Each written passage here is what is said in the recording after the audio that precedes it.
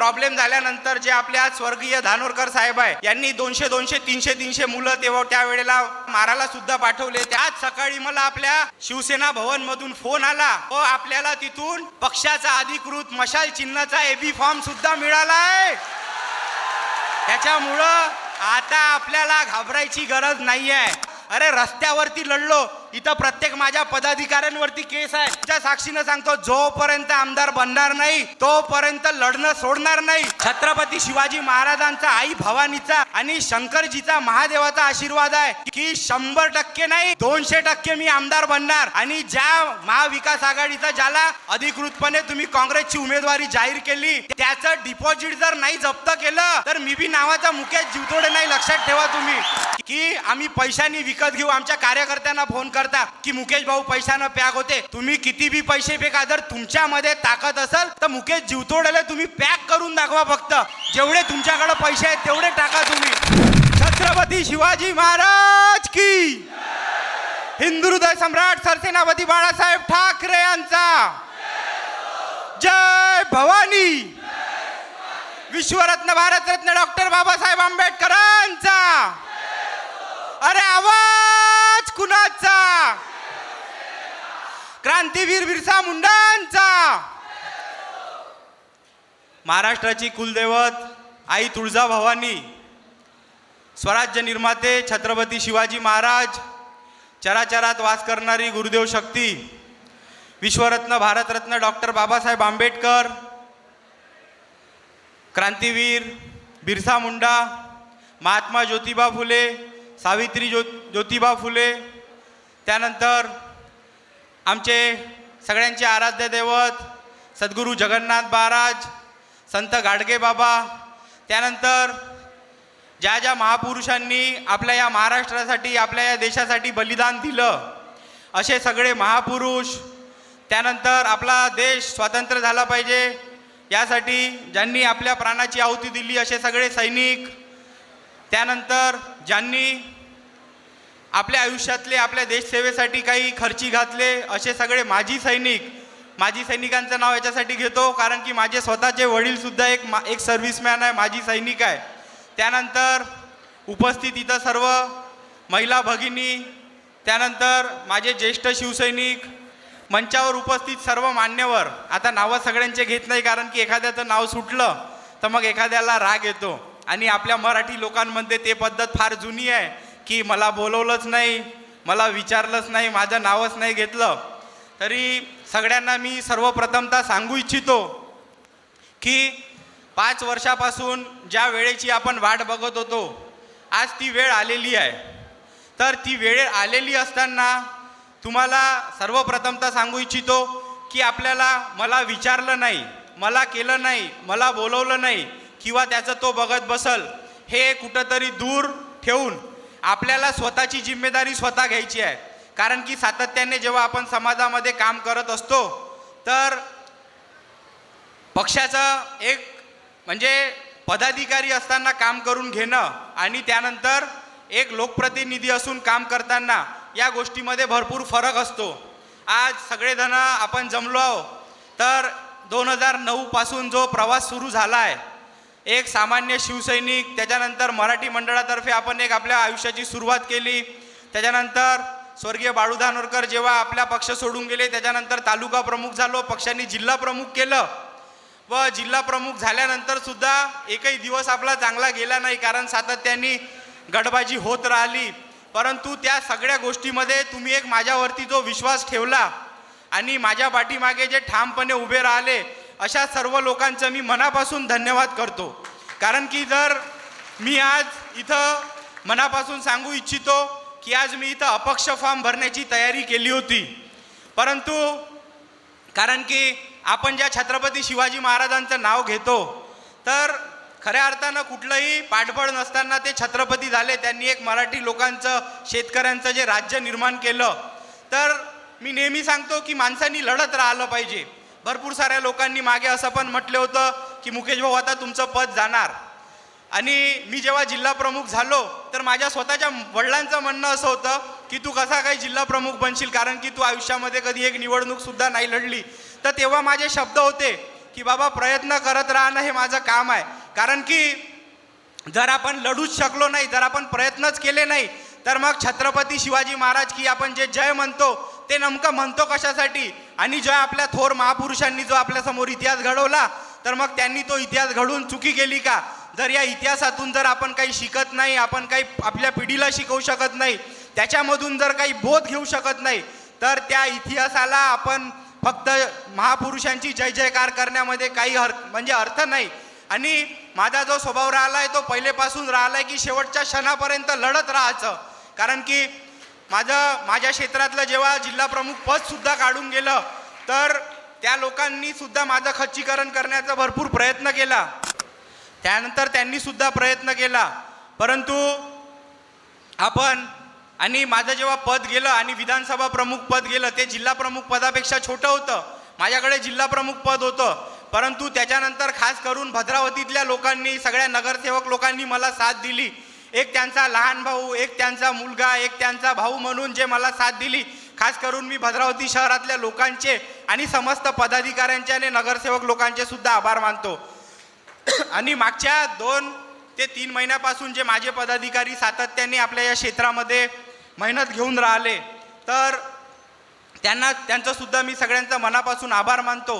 परंतु हा जो क्षण आलेला आहे, हा क्षण आपला शेवटच्या टप्प्यामध्ये आपण आलो आहोत. आणि हा जो प्रवास शिवसैनिक ते एक आमदारकीचा जो प्रवास आहे, या सगळा प्रवास आपण गाठून राहिलो. मी एक सर्वसामान्य कुटुंबातला एक मुलगा आहो. माझ्या घरच्या लोकांनी कधी साधी पंचायत समिती, जिल्हा परिषदसुद्धा लढली नाही. आणि माझ्या पाठीमागे ठामपणे जे उभे राहणारे माझे आईवडील, यांचंसुद्धा मी मनापासून आभार मानतो. कारण की मध्यंतरी भरपूर सारे कंपनीचे प्रॉब्लेम झाले, आणि प्रॉब्लेम झाल्यानंतर जे आपले आज स्वर्गीय धानोरकर साहेब आहे, यांनी 200-200, 300-300 मुलं त्यावेळेला म्हणजे आम्हाला मारायला सुद्धा पाठवले. त्यावेळेला आपले तत्कालीन जिल्हा प्रमुख नितीन भाऊ मत्ते होते. त्यावेळेला आम्ही इथून म्हणजे जाऊन आपण तिथं 14 ते 15 दिवस मुंबईला थांबलो होतो. त्यावेळेला जे आमचे पक्षप्रमुख होते त्यांनासुद्धा आम्ही म्हणजे विनंती केली होती की असा हा प्रकार घडला आहे. तर या सगळ्या गोष्टीमधून आम्ही पुढे गेलो. परंतु माझ्या वडिलांना जेव्हा माहिती पडलं की मला मारायसाठी काही लोकांनी गुंड सांगितले आहे, तर माझ्या वडिलांनी, मी जिममध्ये होतो, माझ्या वडिलांनी मला तात्काळ बोलवून घेतलं. आणि बोलवून घेतल्यानंतर त्यांनी एक सांगितलं का तुला कोण मारू शकते? तर म्हटलं काही कंपनीचे प्रॉब्लेम आहे. तर त्याच्यामध्ये काही लोकांचे नावंसुद्धा पुढे आले. तर ज्या पद्धतीनं एक आईवडील स्वतःच्या मुलाच्या मागं ठामपणे उभं राहतात, तर माझ्या वडिलांनी, माझ्या आईनी कधी मला हे नाही म्हटलं की तू आता हे सगळं काम बंद कर, राजकारण सोड. त्यांनी फक्त मला हेच म्हटलं की कोणाच्या भीतीनं हे आयुष्य जगल्या जात नाही, आयुष्य हे स्वतःच्या बळावरती जगल्या जाते. आणि फक्त जिंदगी जो बोलते ना, जिंदगी अपने दम पे जी जाती, खंदों पे सिर्फ लोगों के मैयत जाती है. तर आपल्या स्वतःच्या बळावरती आयुष्य जगलं पाहिजे. ह्या अशा आईवडिलांचा म्हणजे जे माझ्या पाठीमागे उभे आहे, मी माझ्या आईला सातत्याने म्हणतो, कारण की जेवढं सगळं मी कमवलं, जे खर्च ते लोक बघतात, तर ती आई माझ्या सातत्याने, मी त्याला म्हणतो की आपण जर ही निवडणूक काही कमी जास्त झालं तर आपल्याकडे काही उरणार नाही. तर माझी आई मोठ्या हिमतीने मला सांगते का बाल्या तुझ्याकडं होतंच का? आपण कुठलीही सुरुवात ही जे शून्यापासून करू शकतो. तरी आज तुमच्या सगळ्यांच्या साक्षीने सांगतो आणि सगळ्यांचा मनापासून धन्यवाद देतो की आपण हा जो आज इथं सगळ्यांना माहिती आहे की मी अपक्ष फॉर्म भरणार आहोत, तरीसुद्धा सगळे लोक एक शिवसैनिक म्हणून, मी शिवसैनिक म्हणून, तुम्ही शिवसैनिक म्हणून जे माझ्या पाठीशी उभे राहिले आणि सगळेजण इथं आले, तर सगळ्यांचं मी मनापासून धन्यवादसुद्धा करतो. त्यानंतर परत इथं उपस्थित माझे सगळे जे पदाधिकारी आहे, जे सातत्याने मेहनत घेऊन राहिले, त्यांचंसुद्धा धन्यवाद करतो. परंतु सातत्याने जर इतिहासाच्या पानाचं आपण वाचन केलं, तर जे आपल्या छत्रपती शिवाजी महाराजांची जे व्यवस्था होती, त्यांनी नेहमी आपल्याला सांगत आले की जर तुमच्यासाठी पर्यायाचं एक दार बंद होते तर तुम्ही दुसरे 10 पर्याय शोधून ठेवा. आणि त्याचंच एक उदाहरण सांगतो तुम्हाला की राजा आणि कैद्यांचं संभाषण चाललं होतं. एका राजाने 2 कैद्यांना शिक्षा सुनावली तर शिक्षा सुनावली मरेपर्यंतची फाशी शिक्षा सुनावल्यानंतर 2 कैद्यापैकी एक कैदी जो आहे तो बेहोश पडला, पण दुसरा कैदी न्यूटन असल्यासारखा विचार करत बसला. तर जेव्हा दुसरा कैदी जो उठला, त्यांनी त्याच्या मित्राला विचारलं की अरे तू ऐकलं नाही का, राजांनी आपल्याला फाशी सुनावली आहे. तर त्या कैद्यांनी म्हटलं की अरे हो ते ऐकलं रे मी म्हणे, पण मी विचार हा करताव म्हणे की मी जो आता उडणारा घोडा तयार केला आहे त्याचं मी का करू. आणि तो मुद्दामून जोरात बोलला. तर ही जे राजाची कुजबूज आहे ती, ही जे त्या कैद्यांची कुजबूज आहे ती त्या राजानं ऐकली. आणि राजाने ऐकल्यानंतर त्यांना म्हटलं की घोडा कधी उडू शकतो का. तर तो कैदी बोलला, महाराज मरणारा माणूस कधी खोटं बोलत नाही. मी मागच्या 1 वर्षापासून माझ्या घोड्याला उडवायचं शिकवत आहो.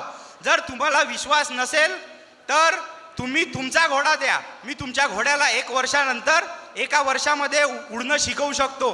तर त्यावेळेला महाराजांनी विचार केला की जर या पृथ्वी तलावावर जर माझा घोडा उडला तर या पृथ्वी तलावावर फक्त मी एक असा व्यक्तिमत्व राहीन की ज्याच्याकडे उडणारा घोडा आहे. परंतु तो दुसरा जो कैदी होता तो विचार करत होता, अरे तू फक्त आजचं मरण उद्यावर ढकलतोय, घोडा कधी उडत नाही. तर त्या कैद्यांनी त्याच्यावर विचार दिला, अरे मला सुद्धा माहिती आहे की घोडा उडत नाही, तर तू हे फक्त आजचं मरण उद्यावर ढकलत आहे. तर तो कैदी त्यावेळी बोलला की बघ माझ्याकडे 1 वर्ष, 1 वर्षामध्ये काही पण होऊ शकतं. तर तो बोलला काय होऊ शकतं. तर माझा नैसर्गिक मृत्यू होऊ शकतो. आणि तू नाही मेला तर. तो दुसरा कैदी बोलला तू नाही मेला तर आपल्याला मरणाऱ्या, आपल्याला ज्यांनी शिक्षा सुनावली त्या राजाचा पण मृत्यू होऊ शकतो.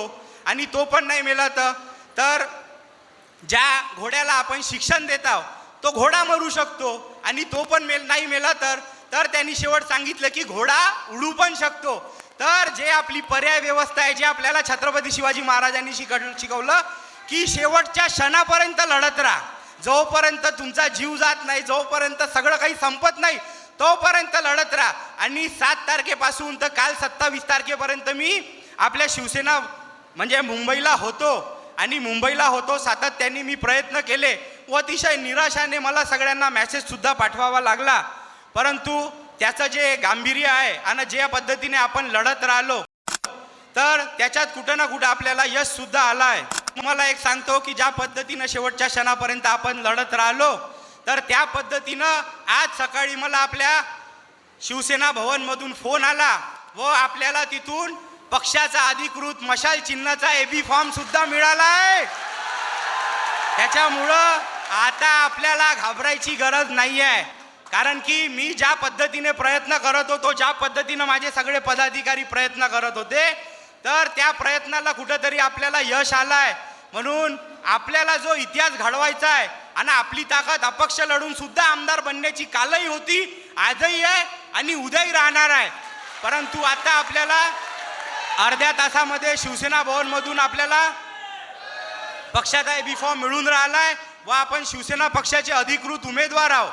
उद्या युती असो युती नसो आपण लढणार आहोत आणि जिंकणार आहोत. आणि मी मागच्या 6 महिन्यापासून नाही 1 वर्षापासून तुम्हाला सगळ्यांना सांगितलं होतं की मी लढणार आहोत म्हणजे लढणार आहोत. कारण शब्द फिरवण्याचा आपला हे नाही आहे. आणि राजकारणामध्ये जेव्हापासून आलो तर तेव्हापासून आपण सातत्याने आरोग्य, त्याच्यानंतर शेतकरी, त्याच्यानंतर आंदोलन केले, त्याच्यानंतर बेरोजगारांना नोकऱ्या मिळवून दिल्या, त्याच्यानंतर शिक्षणामध्ये लोकांना मदत केली, आरोग्यामध्ये मदत केली.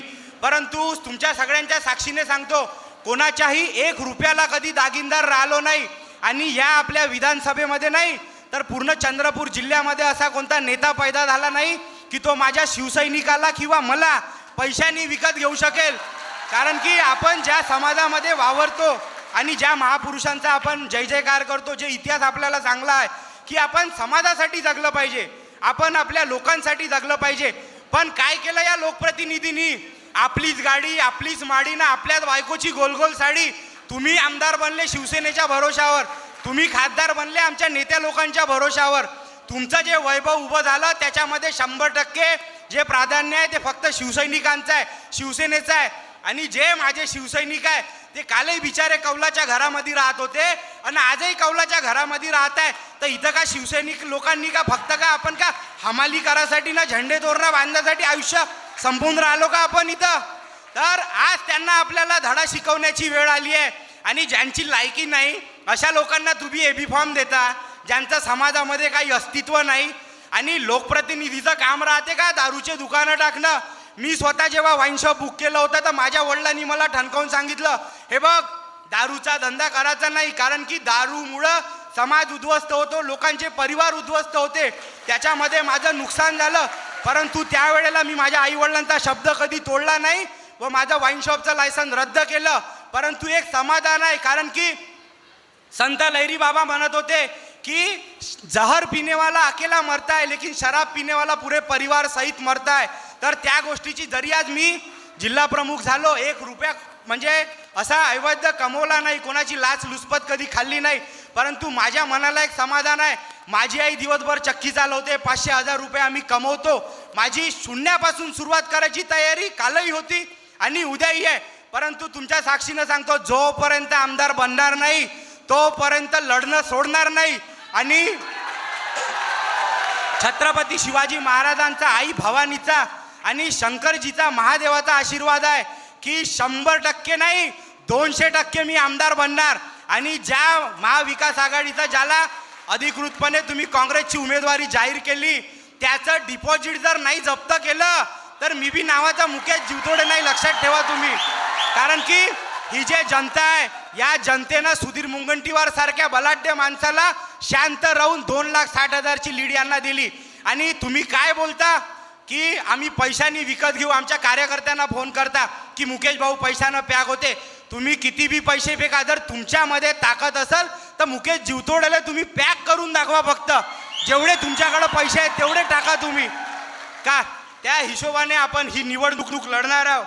त्याच्यानंतर आज आपण जर सातत्याने बघितलं की 78 वर्ष आपल्या स्वातंत्र्याला झाले आणि शेतकऱ्यांच्या ज्या समस्या आहे त्या समस्या कालही तशाच होत्या, आजही तसाच आहे. बिचाऱ्यांना पीक विमा भेटत नाही. माझे वडील सुद्धा शेती करतात, माझी आई सुद्धा शेतकरी कुटुंबातून आहे. माझे आबाजी 82 वर्षाचे होते तरी सुद्धा शेती करत होते. शेती करता करता मेले पण घरी नाही बसले. अशा कुटुंबातला आमचा इतिहास आहे. त्यामुळं जे आपण शेतकरी आहे, आज 78 वर्ष म्हणजे 78वा स्वातंत्र्य दिन आपण साजरा केला, परंतु 78 वर्ष स्वातंत्र्याचे होऊन सुद्धा आज आपल्या शेतकऱ्यांचं कुठंतरी दुःख कमी नाही झालं. तर माझा आज जरी काळ खराब असला आणि आज तुम्ही सगळे लोक माझ्यासोबत आहे, तर जे लोक माझ्या खराब काळामध्ये सोबत आहे, तर उद्या जो माझा चांगला काळ येणार आहे, मी 24 तास तुमच्यासाठी उपलब्ध राहणार आहो. आणि सगळ्यांना माहिती आहे की मी जे बोलतो तेच करतो, खोटं आश्वासन कधी देत नाही आणि खोट्या अफवा कधी पसरवत नाही आणि कोणाला खोटं बोलत नाही. त्याच्यामुळं तुम्ही 100% माझ्यावरती विश्वास ठेवा. आणि जे आता 15 दिवस आपल्याला प्रचार करायचा आहे, आपलं तन मन, जरी आपल्याकडे धन नसलं तर तुम्ही चिंता करू नका, धनाची व्यवस्था आपण करून टाकू. बूथ वाईज तुम्ही नियोजन करा. प्रत्येक बूथवरती आपले 20 ते 30 लोक राहिले पाहिजे. प्रत्येक गावामध्ये आपले पदाधिकारी राहिले पाहिजे आणि घराघरापर्यंत आपले पॉम्पलेट आणि बॅनर पोहोचले पाहिजे. आणि आपला शेवटपर्यंत जो नारा आहे, लढणार आणि जिंकणार. काय म्हणणार? लढणार, लढणार. आणि त्याच पद्धतीनं आज आपल्याला शंकरजीच्या आशीर्वादानं, सगळ्या महापुरुषांच्या कृपेने आज आपल्याला एबी फॉर्म सुद्धा मिळाला आहे. आणि माझ्या आयुष्यात भरपूर सारे मी झगडे केले, भरपूर सारे भांडणं केले, भरपूर साऱ्या केसेस माझ्या अंगावरती लागल्या. बेरोजगारांसाठी सुद्धा केसेस लागल्या, बेरोजगारांसाठी मी भरपूर साऱ्या अधिकाऱ्यांना मारलं सुद्धा. परंतु या गोष्टीचा मला कदापि म्हणजे चिंता नाही आहे, कारण की हे जे जनता आहे, मला माहीत आहे की मी प्रयत्न प्रामाणिक केले आहे. 900 लोकांना जेव्हा WCLच्या भांडलो मी, तर 700 लोकांना मोफतमध्ये रोजगार मांडून दिला. आणि हे जे लोकप्रतिनिधीचे जे दलाल लोक आहे, मी तुझं नाव मेडिकलमध्ये आणून देतो, मला 50,000 दे, मी तुझं ट्रान्सफर करून देतो, मला 1.5 लाख रुपये दे, असा धंदा यांनी लावला होता. 2.5 वर्षाचं एका शेतकऱ्याचं जर नुकसान पकडलं तर 10 लाख रुपये. त्यांना अजून 5 वर्ष नोकऱ्या मिळाल्या नसत्या. परंतु तत्कालीन मुख्यमंत्री उद्धव साहेब ठाकरे होते आणि मी इथून पूर्ण मेळाव्याचा खर्च, पूर्ण म्हणजे आंदोलनाचा खर्च आपण स्वतः केला, पक्षांनी केला. आणि उद्धव साहेबांनी तत्कालीन जे कलेक्टर होते त्यांना एक फोन लावला. आतापर्यंत 700 लोक इथं नोकरीमध्ये लागले. भरपूर सारे तिथले पोरं सुद्धा असेल, लागले की नाही लागले? बरं, कोणी म्हणू शकते का मुकेश जीवतोडेंनी तुमच्याकडून 1 रुपया घेतला? आज निवडणूक आली तरी तुम्हाला कधी म्हटलं का तुम्ही मला पैसे द्या किंवा गाडी द्या? अरे, लढण्याचा इतिहास आमचा, हरणे माझ्या रक्तात नाही. जोवर मैदानात उभा मी, जिंकणं नियतीला शक्य नाही. छत्रपती शिवाजी महाराजांचा आदर्श घेऊन आम्ही शिवसेना चालवतो. छत्रपती शिवाजी महाराजांचा आदर्श घेऊन स्वर्गीय बाळासाहेब ठाकरेंनी ही शिवसेना स्थापन केली. आणि एवढे सगळे आमदार सुद्धा सोडून गेले तरी पैशासाठी व कुठल्याही लाचारीसाठी पक्ष सोडला नाही. प्रामाणिकपणे राहिलो, खिशातले पैसे खर्च केले आणि या वरोरा भद्रावती विधानसभामध्ये 300 गावापैकी 205 गावांना आपण शाखा उघडल्या. पूर्ण चंद्रपूर जिल्ह्यामध्ये तुम्हाला माहिती आहे की मायनिंग सेक्टर आहे. धुळेमुळं शेतकऱ्यांचं नुकसान होते. पूर्ण जिल्ह्यामध्ये कधी शेतकऱ्यांना नुकसान भरपाई मिळाली नाही, परंतु आपण शिवसेनेनी, मी जिल्हा प्रमुख असताना 23 शेतकऱ्यांना आपण 11 लाख रुपयाची मदत करून दिली. कितीतरी कामगार मरण पावले. कोणत्या कामगाराला 5 लाख रुपयाची मदत, कोणत्या कामगाराला 2 लाख रुपयाची मदत, आणि ज्याचं काही हे नव्हतं त्याला आम्ही स्वतःच्या पक्षाकडून सुद्धा मदत करत आलो. तर हे सगळं जे बाळासाहेबांनी शिकवलं, 80% समाजकारण आणि 20% राजकारण, त्या हिशोबानेच आपल्याला पुढच्या भविष्य काळामध्ये काम करायचं आहे. आणि तुम्ही माझ्यावरती विश्वास ठेवा. इथले जे उपस्थित लोक आहे, तुम्ही काही शिवसेना म्हणून तर माझ्यासोबत होतेच, परंतु आज मुकेश भाऊचा उमेदवारी अर्ज आपल्याला अपक्ष भरायचा आहे. या उद्देशाने तुम्ही आले, परंतु आपल्याला अपक्ष नाही, पक्षाचा अधिकृत एबी फॉर्म आलाय आणि अधिकृत उमेदवारी आपण भरून राहिलो. आणि यानंतर हे जे BJP वाले सोंग करून राहिले आहे, ही जी महागाई त्यांनी वाढून ठेवली आहे, गॅस सिलेंडर असो, हे मोठ्या मोठ्या उद्योग लोकांना आपल्या, हे साधं तुम्हाला उदाहरण सांगतो वर्धा पॉवरचं. आपल्या सर्वसामान्य शेतकऱ्यांनी जर एक कर्ज घेतलं, होम लोन घेतलं, तर हे बँकवाले आपल्या घराला लॉक लावायला येतात. त्याच्यानंतर शेतकऱ्याला वारंवार त्रास देतात, त्याच्या शेती जप्ती करतात. परंतु आज ह्या वर्धा पॉवरचं जे कर्ज आहे 5600 कोटीचं कर्ज होतं, या BJP गव्हर्नमेंटनी NCLT कायदा आणला आणि पहिले प्लॅन्ट त्यांनी NPA केला, त्याच्यानंतर NCLT कायदा आणला व त्याच्यामध्ये स्वतःचेच म्हणजे विकणारा मी मालक आणि विकत घेणारा माझा मामा, म्हणजे घर भी मेरा और किराया भी मेरा, अशा पद्धतीने 5600 कोटी रुपयांचं कर्ज असताना फक्त 640 कोटीमध्ये हा प्लॅन्ट विकला. आणि हा कायदा जो अस्तित्वात आणला, या आपल्या देशाचे पंतप्रधान आणि ज्याला आपण सगळेजण फेकू म्हणतो अशा व्यक्तींनी हा कायदा निर्माण केला आणि हा अस्तित्वात आणला NCLTचा.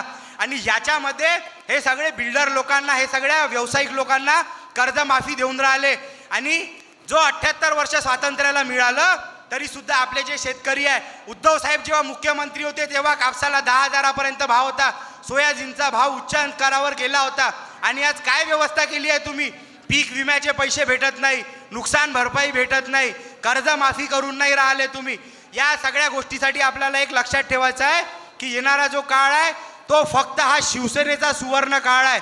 जेव्हा पक्ष सगळा सोडून गेला होता, सगळे लोक सोडून गेले, तर याच विधानसभेमधून आम्ही 40 सदस्य नोंदणी फॉर्म आणि 7000 स्टॅम्प ॲफिडेविट भरून देणारे हे सगळे आमचे इथं उपस्थित पदाधिकारी व शिवसैनिक होते. त्यानंतर हे सगळे माझे जे सहकारी मित्र आहे, यांच्या प्रामुख्याने आपण हा एबी फॉर्म भरून राहिलो, आपला पक्षाचा अधिकृत फॉर्म भरून राहिलो. त्यानंतर आपल्याला आता इथून रॅलीच्या माध्यमातून पहिले इथून सगळ्यांना आपल्याला पुरुष बाजूला होऊन महिलांना सगळ्यांना खाली जाऊ द्यायचं आहे. सगळ्यात महिला पुढे राहतील, बँड समोर राहतील, त्याच्यानंतर त्याच्या मागे पुरुष राहतील. आणि अशा पद्धतीनं आपल्याला इथून आता निघायचं आहे. डोंगरवार चौक, आंबेडकर चौक आणि तहसील कार्यालय, या पद्धतीनं आपल्याला आता इथून आपला उमेदवारी अर्ज दाखल करण्यासाठी हे करायचं आहे. तर तुम्ही सगळे तयार आहात का नाही विरोधकांना धडा शिकवण्यासाठी? हे जे ढोंगी हिंदुत्व आहे, हे जे हिंदुत्वाची भाषा करते, अरे कशाचं हिंदुत्व? तुम्ही कधी या वरोरा भद्रावती तालुक्यात साधी शिवजयंती साजरी केली नाही, कधी हिंदुत्वासाठी रस्त्यावर उतरले नाही. फक्त तुम्ही का त्या RSSच्या माध्यमातून फक्त लोकांना भडकावायचं, लोकांच्यावरती केसेस लावायच्या, हे तुमचं हिंदुत्व आहे का? अरे रस्त्यावरती लढलो, इथं प्रत्येक माझ्या पदाधिकाऱ्यांवरती केस आहे. किशोर भाऊ टिपले असो, प्रफुल्ल भाऊ चटकी असो, किंवा सुधाकर मामा मिलमिले असो, किंवा इथं उपस्थित सगळे विपिन काकडेपासून या माजरीमध्ये आंदोलन केलं तर 14 लोकांवरती आमच्यावरती गुन्हे दाखल झाले. तर हे सगळे गुन्हे दाखल करून सगळे रट्टे सोसून, आणि ज्या लोकांनी आम्हाला मारासाठी गुंड पाठवले, आमचं तर काही वाईट झालं नाही, पण सगळ्या देवाला माहिती आहे की वाईट कोणाचं होते. कारण की शेवटी कर्माचं फळ हे प्रत्येकाला मिळत असते. आणि आज इथल्या ज्या खासदाराला आणि तिच्या भावाला जो अहंकार चढला आहे की सत्तेची गुरमी चढली आहे की आम्ही पैशांनी कुणालाही विकत घेऊ शकतो, तर मला फक्त इथल्या वरोरा भद्रावतीच्या जनतेवर, माझ्या प्रत्येक समाज बांधवांवर व माझ्या शिवसैनिकांवर, पदाधिकाऱ्यांवर विश्वास आहे. अरे तुम्ही आमच्या नेत्याला तर जाऊ द्या, तुम्ही साध्या आमच्या शिवसैनिकाला सुद्धा विकत घेऊ शकत नाही, कारण की म्हणजे तुमच्याकडे किती पैसा राहिला तरी जो विकला जाणारा है तो शिवसैनिक नहीं है, क्योंकि ये वक्त जो है वक्त किसी का जिंदगी भर परमानेंट रहता नहीं.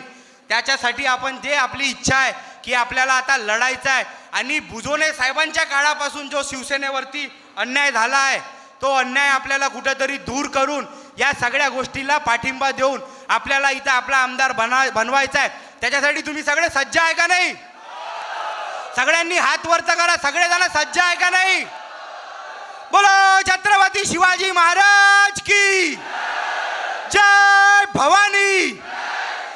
अरे आवाज कुणाचा?